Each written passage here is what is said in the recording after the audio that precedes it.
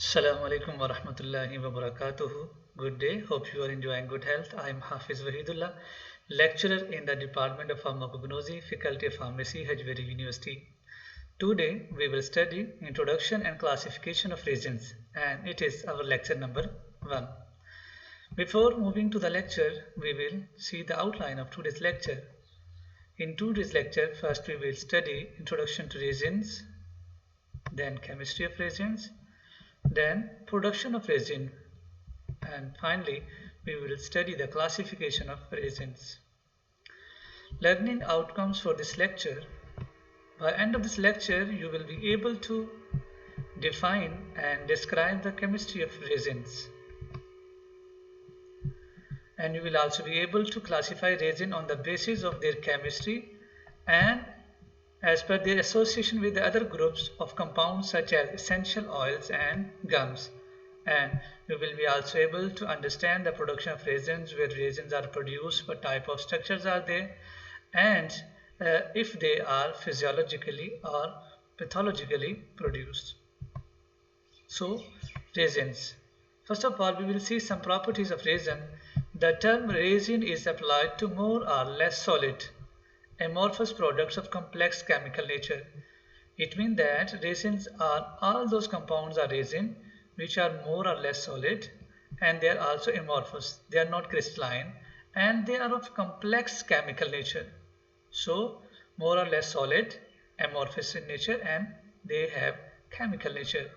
Resins are plant exudates. It means that resins are produced or secreted from plants which are formed in schizogenous or schizolysogenous ducts or cavities. We will study in further slides what are schizogenous and schizolysogenous ducts or cavities. Other property of resin is that on heating they soften and finally melt. And solubility, they are insoluble in water and usually insoluble in petroleum spirit, but dissolve more or less completely in alcohol, chloroform and ether. This is the solubility of resins. So first of all we will study what are intercellular spaces or what are schizogenous and schizolysogenous cavities. So usually the meristematic or young cells do not possess any intercellular spaces among them, but as they become old their walls split at certain places, giving rise to small spaces called intercellular spaces. Usually these are filled up with air or water or some other compounds such as volatile ions. So intercellular spaces are not present in young cells or meristematic tissues, but when they get older there may be separation of walls or the destruction of the whole cell, which ultimately produce cavity or spaces which are called intercellular spaces. Generally, there are two types of intercellular spaces. One, schizogenous intercellular spaces, and second, lysogenous intercellular spaces.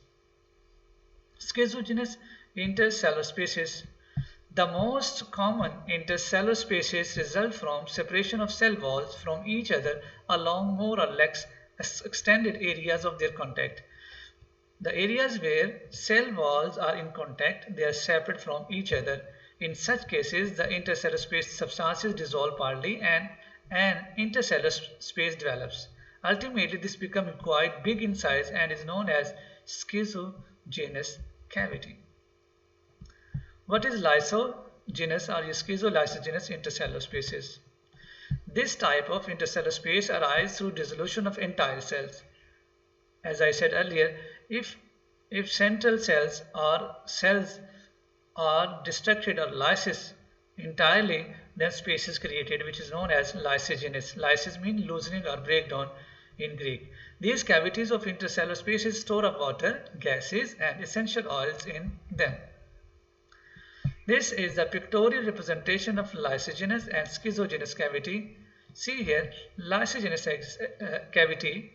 The entire cells are destructed in this area and this space is produced.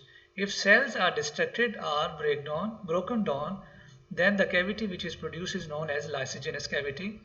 And look here, the cells are only separated from cell wall. The cell wall which are connected with each other, the material between the cell wall is dissolved and this space is created. So this is known as schizogenous cavity. Chemical nature of resins. Chemically, resins are complex mixtures of resin acids, resin alcohols, which are also known as resinols, resin phenols, which are also known as resinotannels, esters, and chemically inert compound known as resins.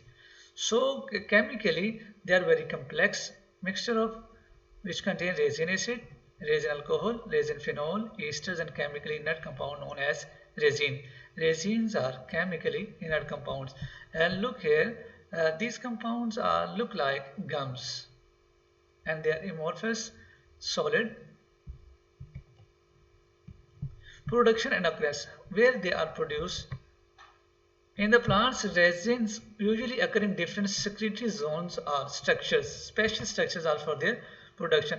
A few typical examples of such plant sources along with their specific secretory structures are given below. First of all, resin cell. In some plants, there are resin cells which produce resin. An example of such plant is ginger.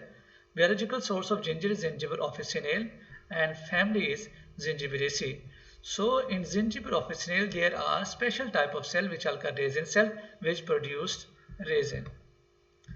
And schizogenous duct. In some plants, there is schizogenous ducts which produce resin as in pine wood, Pinus prestis, or schizolysogenous family, Pinaceae ducts are cavities. And in some plants, resins are produced in glandular hairs as in cannabis, which is known as hashish, and its biological source is Cannabis sativa, family Moraceae. The production of resin in the plant is by virtue of its normal physiological function. Many of the plants produce resin naturally. So we can say that it is normal physiological function to produce resin. However, its yield may be enhanced in certain exceptional instances by inflicting injury to the living plants. When they are produced through normal physiological function, their production is slow. If we want to enhance the secretion of resins, we can injure them, as in Pinus we do. Many products such as benzoin and balsam rotolo are not formed by the plant until it has been injured. That is, they are of pathological origin.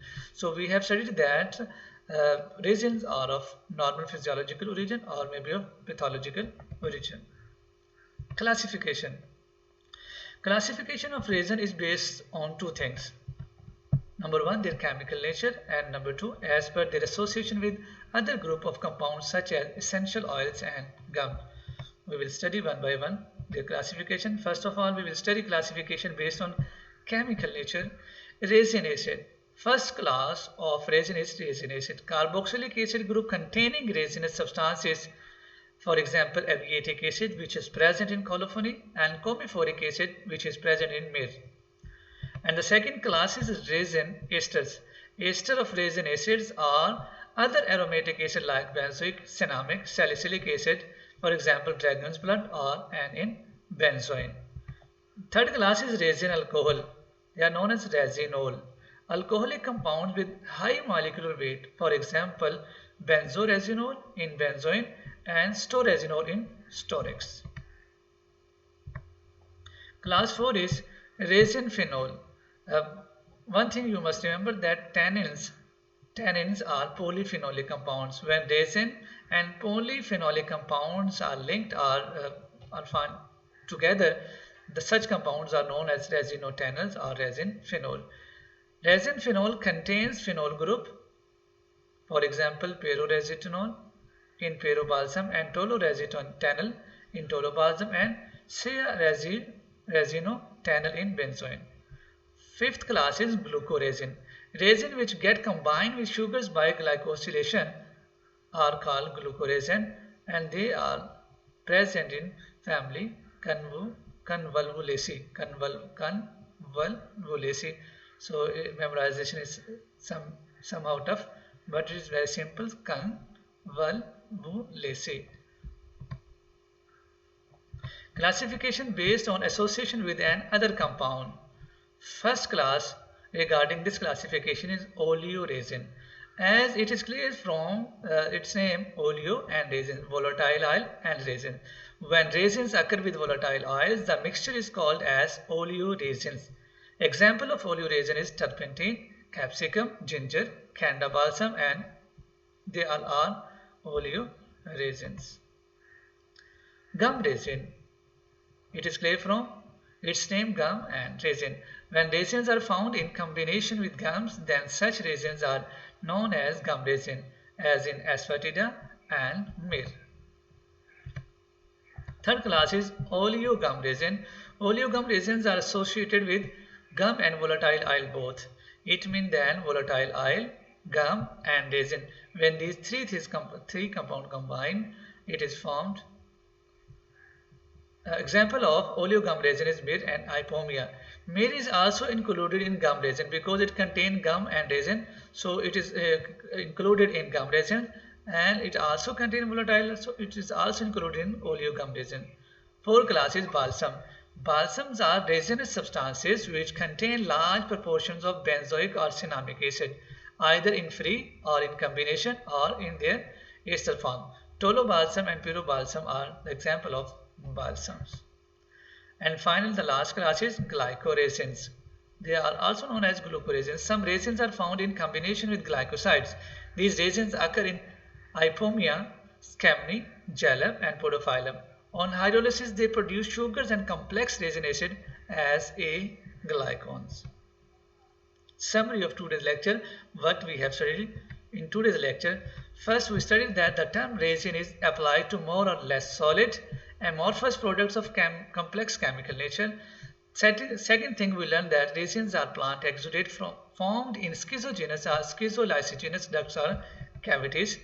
Then we studied that chemically resins are complex mixtures of resin acids, resin alcohols, resin phenols, esters, and chemically inert compound known as resins.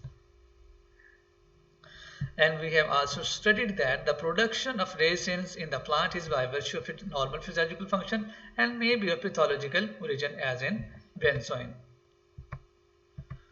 And resins may be classified on the basis on association with the other compounds such as oleoresin, which are composed of volatile oil and resin. Example is turpentine, capsicum, ginger. Second class was gum resin. Example asafoetida and myrrh. Third class was oleogum resin, which contain volatile oil, gum and resins. Example is myrrh and ipomia. Fourth class was balsams, which contain in large proportion benzoic and cinnamic acid. Examples are tolobalsam and pyrobalsam and storax. And final class was glycoresin or glucoresin. Jalap is included in this class. Textbooks. Following books were considered during this lecture to enhance your knowledge. I will suggest that read chapter of glycoside from these books. Sorry, mistakenly it is written as glycoside. Reason from this book. First book is Trees and Iman, Pharmacognosy. Second textbook of Pharmacognosy by Muhammad Ali, and third one is Pharmacognosy by Vero A. Tyler. Thank you for listening. Write any question pertaining to this lecture on the Google Classroom discussion board. I will reply to each question, and I will also upload an assignment and a quiz. You must go through that and solve that, and I will listen from you people in the next class. Jazakallahu khair. Ahsan al jaza.